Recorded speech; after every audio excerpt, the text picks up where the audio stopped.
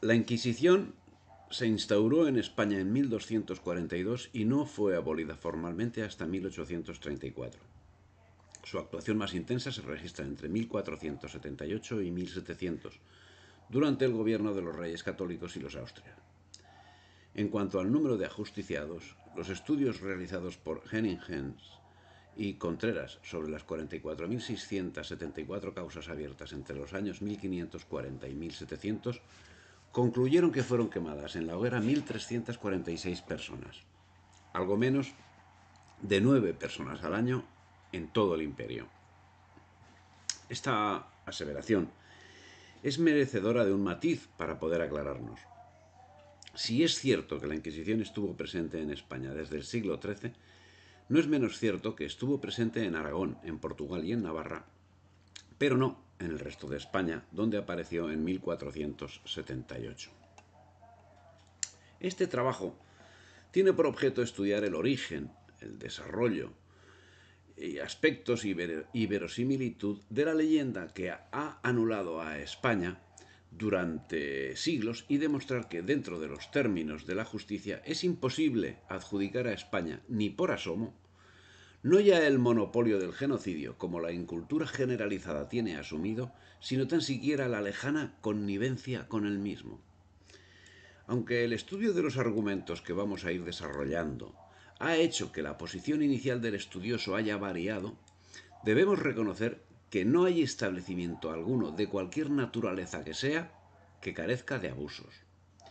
Pero también debemos reconocer que quien tal aserto escribió, reconociendo de antemano los posibles errores, lo hizo en un momento de decrepitud nacional que no ha decaído desde ese momento. Un momento que, como el actual, pretende estar en la cumbre de la verdad bajo el dominio del desconocimiento generalizado, única verdad que tiene valor universal. Es conveniente para la salud cultural individual y necesario para la salud cultural colectiva dar luz a la historia y volver la leyenda al lugar de donde nunca debió salir. No creemos, como creía el historiador inglés Froude, que las leyendas tienen que seguir siendo leyendas y que demostrar la justicia de un monarca tenido por tirano equivale a defender la tiranía. Y en el caso que nos ocupa, con una historia como la de España, que solo puede ser escrita en mayúsculas, resulta inverosímil que por la desidia de nuestro propio pueblo para desenmascarar la mentira y la leyenda, sea cierta la afirmación del inglés y por las mentes haraganas se tilde de tirano a quien quiere liberarse de la tiranía y hacer que brille la verdad. Saavedra Fajardo exclamaba con razón: qué libelos infamatorios, qué manifiestos falsos, qué fingidos parnasos, qué pasquines maliciosos no se han esparcido contra la monarquía de España. Pero no están escritos contra la monarquía de España, sino contra la monarquía hispánica, extinta desde hace siglos, y por supuesto contra España. La monarquía hispánica se significó como defensora de la humanidad, poniendo como medio el cristianismo, al que se sometió de buen grado, convirtiéndose en la garantía universal de respeto a la fe cristiana y, consiguientemente, martillo de las herejías. En un mundo secularizado como el actual, es difícil explicar estos asuntos, si bien historiadores del propio sistema señalan aspectos como el que aquí pretendemos destacar. Así, Henry Kamen señala que la palabra herejía, como se observa en los escritores del siglo XIII, no se limitaba a las ideas, sino que en realidad cubría toda una cadena de implicaciones sociales. Desde el siglo XIII hasta el siglo XX, las inquisiciones se ocupaban no tan solo de las divergencias en las creencias, sino también del significado social y repercusión de esas creencias. Y es que la Inquisición, la española y las otras Inquisiciones, están encargadas de salvaguardar el sistema social que representan, el mismo sistema que finalmente marcará no solo la idoneidad de cada Inquisición, sino la humanidad o inhumanidad de la misma. A lo largo de la Edad Media, la herejía constituye a la vez pecado individual, delito eclesiástico y crimen político-social. Se proclama desde entonces el concepto de hereje como subversivo radical de la sociedad. No hay separación de lo religioso y lo secular. La salvación es individual, pero como no la hay fuera de la Iglesia, y como además no hay otra sociedad legítima que la cristiana, la herejía corrompe al individuo, a la Iglesia y a la sociedad. Y además encierra el peligro de acarrear la ira de Dios sobre justos y pecadores, sobre el Estado mismo. Delenda est heresis. Hay que destruir la herejía. Así, hoy, en un mundo alejado de la idea religiosa, en un sistema sociopolítico que tiene su propio Dios y sus propias creencias, existe una Inquisición que no se denomina como tal, porque para hacerlo se necesita partir de unos principios que exigen sinceridad a la hora de exponer los hechos, pero que evidentemente ejerce su función inquisitorial salvaguardando el sistema. Tiene sus dogmas, que no pueden ser negados, y tiene sus medios coercitivos, principalmente de orden excluyente, que impiden expresar las ideas con libertad. Y esa Inquisición actual, que podemos llamar Tribunal Constitucional, y esos familiares, que podemos reconocer como demócratas, ¿tiene un carácter religioso o tiene un carácter político? En ese sentido, y con relación a la Inquisición española, hoy parece que podemos ponernos de acuerdo sobre tal cuestión admitiendo que la Inquisición española fue una institución de carácter híbrido, aunque esencialmente eclesiástica, puesto que el Papa la autorizó cediendo a las presiones del rey Fernando, y del Papa emanó siempre su jurisdicción. Sin embargo, desde su origen mismo le sirvió al Estado de útil instrumento para conseguir fines políticos, que a veces poco tenían que ver con los religiosos. Hoy, el aspecto político y religioso es el mismo aspecto dentro del orden social en que nos encontramos inmersos. Así como en la España de la Edad Moderna la política se sometía a la religión católica, como en Europa lo hacía a la protestante, en la España actual se somete al dictado del nuevo orden mundial. El aspecto político de la leyenda antiespañola consta, pues, a nuestro entender, de los mismos elementos que el aspecto social de ella: el abultamiento, la exageración de los caracteres religiosos y políticos del pueblo español, el voluntario desconocimiento de la existencia de caracteres idénticos en todos los países de la misma época y la omisión de cuanto nos es favorable en este orden de ideas. Es decir, que al hablar de la España inquisitorial, de la intransigencia española, del fanatismo español, de la represión violenta y de la persecución airada, y al decir que estos son los caracteres que ofrecemos en la historia universal, se da por supuesto que el fanatismo, la intransigencia, los procedimientos inquisitoriales y la persecución religiosa y política solo se dieron en España y solo estuvieron representados por los españoles. Y como esto es una simpleza que solo pueden aceptar como verdad los pobres de espíritu, debemos combatirla sobre la base de lo positivo, de lo rigurosamente histórico. Julián Juderías se vio forzado por la ira a escribir su alegato, y es plenamente comprensible la ira de Juderías. Es comprensible por la calumnia generalizada que toma cuerpo, por ejemplo, en Montesquieu, quien en Mes Pensé presenta a Carlos I y Felipe II dominados por el Tribunal del Santo Oficio, el cual sirvió a la codicia brutal de los conquistadores de América al masacrar a los indígenas en nombre de la religión, comparando la crueldad de los inquisidores con la de Calígula y otros tiranos de la antigüedad. Claro que Montesquieu tendría razón si lo que argumenta fuese verdad, pero da la coincidencia que el hecho de masacrar a los indios no se dio en las provincias españolas en América, sino en las colonias que los europeos tenían en América, de donde los indios fueron literalmente exterminados. Es preciso advertir que la polémica sobre la Inquisición se nutre de otra actitud muy distinta a la ya expuesta. Me refiero a la ignorancia histórica, la falta de contextualización de los hechos, el desconocimiento de las mentalidades de la época pasadas, la escasez de estudios comparativos entre la justicia civil y la inquisitorial. Todo esto contribuye a formar no solo una polémica justificada, sino una injusta leyenda negra en torno a la Inquisición. Para combatir la Inquisición se utilizan los argumentos más peregrinos, llegando a presentarse como inaceptable el hecho de que tuviese la blasfemia como un delito. La verdad, desconocida para quien se atreve a argumentar semejante cosa, es que el género humano siempre creyó que blasfemar de Dios era un delito y que este delito debía ser severamente castigado.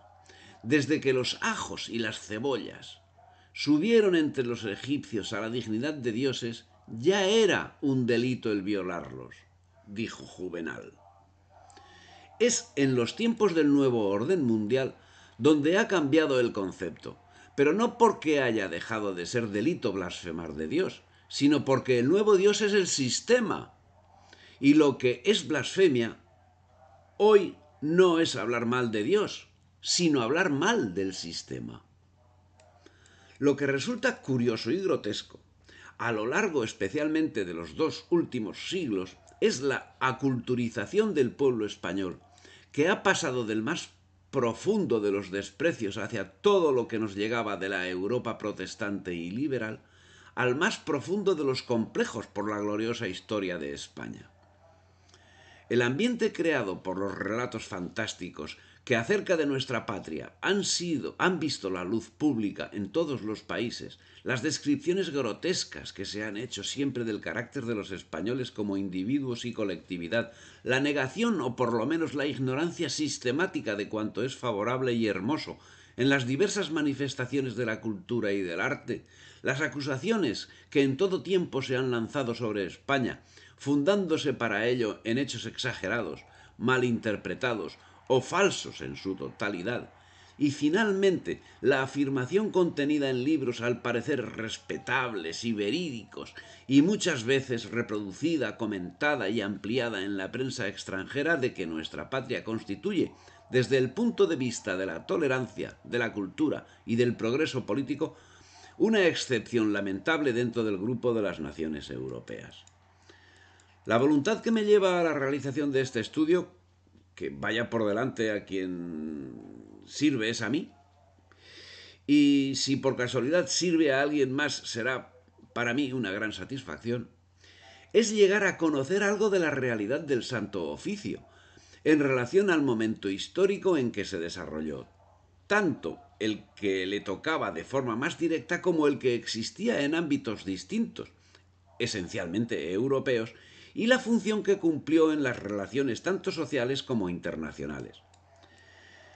El desarrollo del asunto que me ha llevado a bucear también en las instituciones europeas contemporáneas del Santo Oficio y en las relaciones internacionales de los países europeos en los que se desarrolló su actividad, para finalizar con la actuación de otras entidades y otros países en el ámbito social y en el ámbito internacional de los mismos, en lo tocante a la represión, a la violación de derechos y al genocidio, aspectos de los que, por otra parte, justamente esos países han acusado a España. Las conclusiones como español son altamente satisfactorias. Dice el filósofo que España es larga en hazañas y parca en relatallas. Pero a la desconsideración de lo propio le sigue la exaltación de lo ajeno. Y eso es inadmisible. Todas las personas y todas las instituciones son hijas de su tiempo. La Inquisición surgió en un tiempo en el que la aplicación de la justicia era sencillamente brutal, dependiente de señores que la ejercían a su voluntad sin control de institución alguna que marcase normas. Las ordalías eran de uso común y las represalias sobre cualquier tipo de vencido podían conllevar masacres épicas. Así nació la Inquisición en el Languedoc. Así surgió también en el Languedoc la imposición del San Benito. Una y otro significaron una garantía antes inexistente. Una garantía que evitaba masacres, pues se remitía a los tribunales a quien de otra forma sería inevitablemente muerto por el atacante. Precisamente el San Benito, que con el tiempo acabaría siendo instrumento de escarnio, no era sino una señal de que la persona que lo portaba había dejado de ser reo de la ira de los soldados que luchaban contra los albigenses. La Inquisición significó un freno espectacular a la barbarie existente, un control a la brutalidad, una imposición del derecho, de la norma.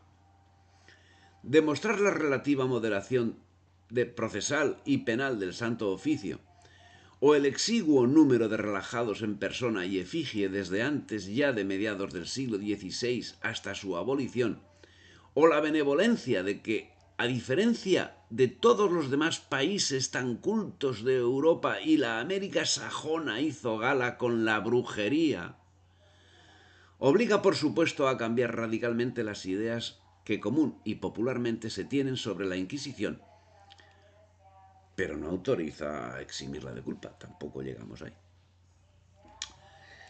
Durante 350 años de Inquisición española, las peores cifras presentadas por historiadores manifiestamente contrarios a la institución señalan que fueron quemados en la hoguera 1.600 reos, una media de 4 reos por año. ¿Qué pasaba en esos mismos momentos en la Europa que no se hallaba bajo la influencia de la Inquisición? Esa es la referencia en el espacio. ¿Y la referencia en el tiempo? Eso lo analizaremos en capítulos pormenorizados. Solo un caso concreto. En España, hoy, se está asesinando a 100.000 niños nonatos por año. Habrá quien diga que no es lo mismo.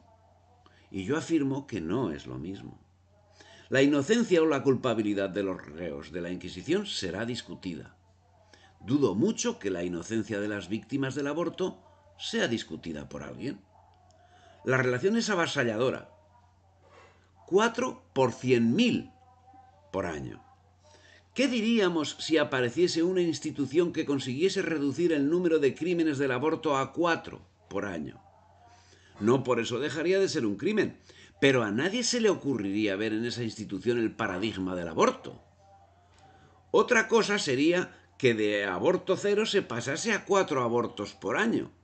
Otra cosa hubiese sido que las víctimas por violencia de los señores de la tierra en la Edad Media hubiese sido 0. Entonces, con 4 víctimas anuales, la Inquisición hubiese sido una institución criminal indiscutible. Pero resultando la evolución del crecimiento habido, parece que no puede ser esa la conclusión. Pongamos ejemplos de otros ámbitos. El río Escabas es una realidad de la naturaleza que, sin lugar a dudas, además de ser placentero estar en sus inmediaciones, vierte aguas continuamente. Ese hecho permite que sea reconocido como río. Como el Escabas, existen en la geografía española miles de ríos. Es afluente del Guadiela, que vierte sus aguas en el río Tajo, uno de los ríos más importantes de España. Esa realidad, no obstante, es accesible al conocimiento de un ruso, inglés, canadiense o chino, solo cuando circunstancialmente visita España, siempre que tenga la suerte de que esa visita lo lleve a la serranía de Cuenca, y la casualidad o la relación con alguien que conozca de la comarca lo lleve al lugar. Difícilmente tendrá acceso a ese conocimiento ni aun siendo miembro de una facultad de geografía e historia de su ciudad. Tan es así que ni tan siquiera los estudiantes de geografía española tienen acceso a ese conocimiento, dada la mínima importancia geográfica del maravilloso curso del río Escabas, que tiene una cuenca de 706 kilómetros cuadrados. Lógicamente, no solo las facultades de geografía de Berlín, Estocolmo, Moscú o Pekín, sino también las facultades de geografía española estudian antes el Mekong, con una cuenca de 810.000 kilómetros cuadrados, el Nilo, con una cuenca de 3 millones de kilómetros cuadrados, el Amazonas, con una cuenca de 6,2 millones de kilómetros cuadrados, o el Mississippi, con una cuenca de 3,2 millones de kilómetros cuadrados. Y eso parece cuando menos lógico, siendo que además la cultura popular llega a tener noticia de la existencia de esos grandes ríos, mientras el Escabas escapa al conocimiento no solo de la población general, sino de la inmensa mayoría de los especialistas en geografía. ¿Carece el Escabas de importancia? En absoluto. Es de vital importancia para el ecosistema de la zona y conforma además un entorno espectacular, pero limita su importancia a un entorno que no puede pretender compararse a ninguno de los grandes ríos del mundo, sino acotando alguna parte menor de estos en algún estudio concreto de la microzona. Siendo así, llama profundamente la atención que en esas mismas universidades, que tienen la obligación de profundizar en todos los aspectos, en otros aspectos de la vida y de la historia, no apliquen la misma vara de medir y, sin embargo, apliquen a hechos de la categoría del río Escabas esfuerzos y divulgación que estarían sumamente justificados para el Nilo o para el Amazonas, y que el hacerlo daría una idea radicalmente equivocada de la composición geográfica de España, lo cual, en el mejor de los casos, daría que pensar de la formación cultural de las personas que hubiesen asumido esos conocimientos. La referencia a la geografía no anda distante de lo que vamos a tratar. No en vano, la geografía y la historia son dos aspectos del conocimiento que van íntimamente ligados. Lo que aquí vamos a tratar es la Inquisición, y más concretamente las víctimas de la Inquisición, para el caso del río Escabas. Las víctimas del protestantismo, para el caso el río Mekong. Las víctimas del Islam, para el caso el río Nilo. Y las víctimas del liberalismo y del marxismo, para el caso el Amazonas o el Mississippi.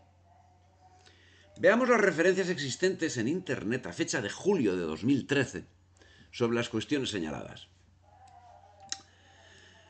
En geografía, el Escabas sale 4.220 ocasiones y su equivalente en historia, la Inquisición, 269.000. El Amazonas sale 1.550.000 veces y la Inquisición protestante 25.500. El Mississippi, 34.300.000 citas y el genocidio bolchevique 23.600. El Nilo, 4.130.000 y el genocidio musulmán 92.500. Parece que no guarda mucha relación. Es cuando menos curioso, siendo que el victimario de los referidos es aproximadamente el que a continuación vamos a relatar, y siempre tomando cifras muy moderadas entre la gran variedad de las mismas, salvedad hecha de la Inquisición, para la que se toma una de las peores cifras consignadas por los historiadores. Así, la Inquisición, en 350 años y en toda la hispanidad, el número de víctimas es de 1.600. El de la Inquisición protestante, durante Enrique IV en Inglaterra, 70.000. Durante Isabel I, 300 o 400 al año.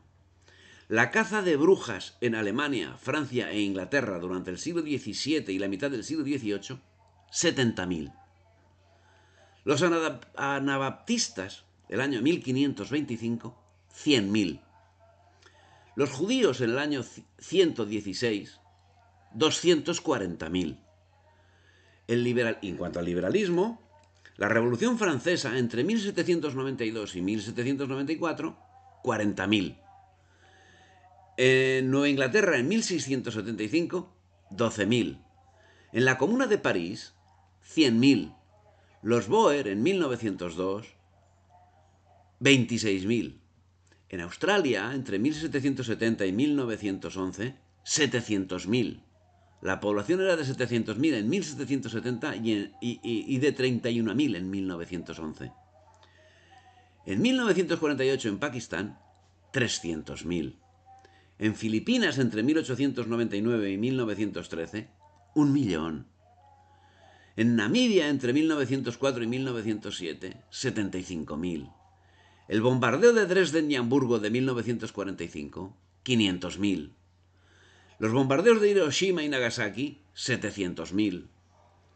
Vietnam entre 1944 y 45, 700.000. Vietnam otra vez entre 1962 y 1975, 3,5 millones. Bueno, esos las cifras del liberalismo. Y en cuanto al Islam, en Turquía en 1915, entre 1915 y 1918, 750.000. En Bangladesh en 1971, 180.000. En Argelia en los años 90 del siglo pasado, 200.000.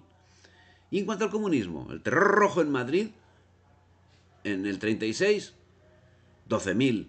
En Camboya, en 1975, 2 millones. El resto del terror rojo del siglo XX se calcula que en torno a los 120 millones. Y en cuanto al nuevo orden mundial, el aborto, solo en un año en España más de 100.000. Evidentemente, la lista es solo una muestra de la realidad histórica. Hay muchos más casos que pueden seguir enriqueciendo esa relación, que cada cual lo complete a su gusto. La relación hace referencia al voluntario ejercicio de ejecución. No quisiera hacer relación a algo a lo que me veo obligado por los siervos de los genocidas, a saber, las muertes producidas por las infecciones voluntarias de virus que se llevó por delante a tribus enteras en todos los continentes y ahora mismo se está sufriendo en todo el mundo. A este respecto, y al objeto de diferenciar el genocidio de este hecho involuntario, invito al curioso a que se ponga delante del mapa humano del mundo y observe qué razas existen hoy. Este ejercicio no le dará toda la luz necesaria para entender el problema, ¿cierto? Pero es seguro que le permitirá llegar a alguna conclusión que, si no definitiva, sí será clarificadora en extremo.